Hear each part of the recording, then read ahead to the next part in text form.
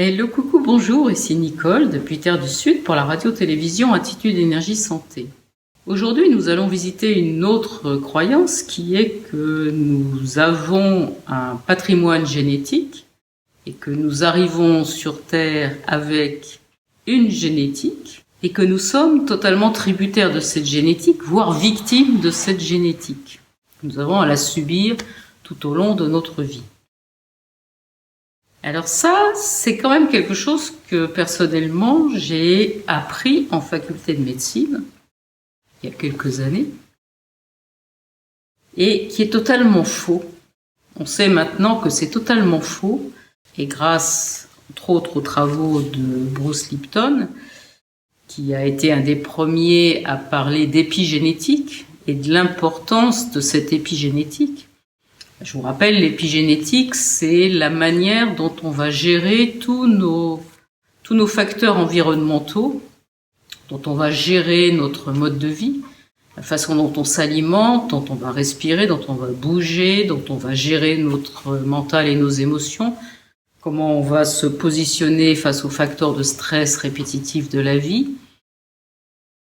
Et tout ça est extrêmement important et va faire que un certain nombre de nos gènes vont s'exprimer et ça va pas être les mêmes selon la façon dont on gère nos modes de vie.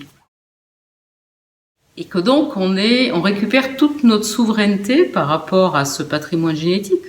Ok, on a un patrimoine génétique qui nous inscrit dans une lignée, mais on a tout le loisir de modifier ou bien de faire s'exprimer des gènes plutôt que d'autres.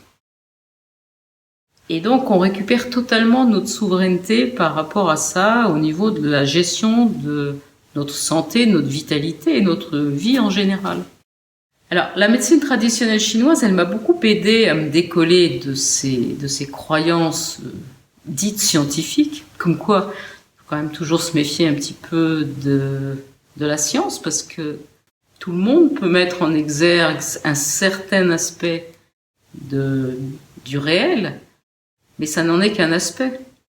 Et même quand c'est une réalité scientifiquement prouvée, ça ne reste qu'un aspect du réel.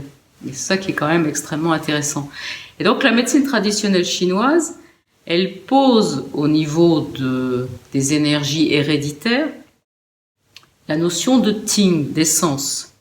C'est-à-dire que quand l'essence des deux parents se rencontre au moment de la fécondation, eh bien, à ce moment-là, ça donne un nouveau patrimoine, une nouvelle essence, qui est l'essence de l'être qui vient d'être conçu.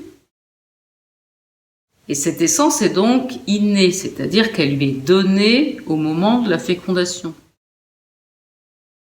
Mais là où la médecine traditionnelle chinoise est extrêmement riche, c'est qu'elle nous dit en même temps que cette énergie Ting innée, elle est associée à une énergie Ting acquise, qui va être acquise jour après jour, qui va se renouveler, s'étoffer ou au contraire s'amoindrir chaque jour en fonction de notre mode de vie. Et que notre essence, c'est la réunion de ces deux facettes de l'essence, la facette innée et la facette acquise.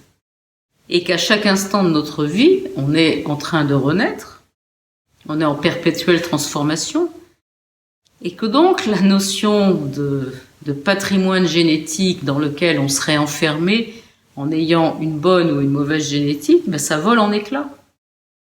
Parce que effectivement, on a un patrimoine génétique de départ et la médecine traditionnelle chinoise la précise encore en disant que celle-ci c'est Yuan Qi, c'est vraiment l'énergie de la lignée ancestrale. Et celle-là, on va la garder toute notre vie. Mais par contre, Ting Qi, l'essence, ce qui fait que on a un vouloir vivre, un désir de vie, ça c'est entièrement modulable en fonction de la manière dont on va gérer notre vie. Et c'est tout ce qui se développe beaucoup actuellement avec tout le développement personnel, la psychologie positive, etc. Ça a ses limites. On est encore dans le personnage, on est encore dans un film en train de jouer un scénario, mais ça nous redonne au moins toute notre souveraineté au niveau de gérer notre vie et notre santé, notre vitalité, ce qui nous intéresse. C'est-à-dire qu'il n'y a pas de situation qui soit perdue. Pour en revenir à ce qui nous intéresse, des propositions pour retrouver santé et vitalité en hiver, eh bien, rien n'est jamais perdu, c'est jamais trop tard, on n'est jamais dans une situation désespérée. Il y a toujours moyen de renverser la vapeur. Et ça, en modifiant nos modes de vie, en orientant différemment notre manière de se gérer au sein des vivants autour de nous.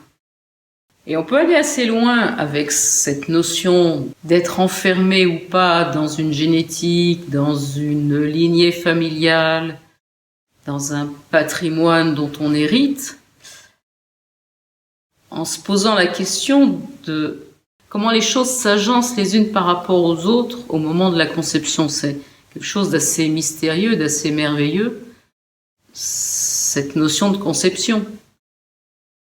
C'est-à-dire que c'est finalement la réunion de 3 désirs. Il y a le désir de chacun des parents, mais il y a aussi le désir de celui qui arrive, de cet être qui fait irruption dans la matière. Et Françoise Dolto en a parlé en affirmant que l'arrivée d'un enfant, c'était la réunion de 3 désirs, le désir des 2 parents et le désir de l'enfant. Et on peut faire un pas de plus et se dire que cette âme qui va s'incarner, cette parcelle de l'un qui choisit d'entrer, j'ai presque envie de dire de s'enfermer dans de la matière, il y a un choix qui se fait là. Et il y a un choix d'un espace-temps, il y a un choix d'un lieu, il y a un choix de parents. L'enfant choisit sa lignée. Et vraisemblablement, l'âme s'incarne dans la matière en fonction de ce qu'elle a expérimenté dans cette vie-là. C'est une façon un peu éthérée de décrire les choses, mais c'est aussi un moyen qui permet d'ouvrir assez large et de laisser à chacun la possibilité de se situer là où il en est, au moment où il en est de ses transformations. Voilà, je vous souhaite une excellente journée et je vous dis à demain pour une nouvelle vidéo.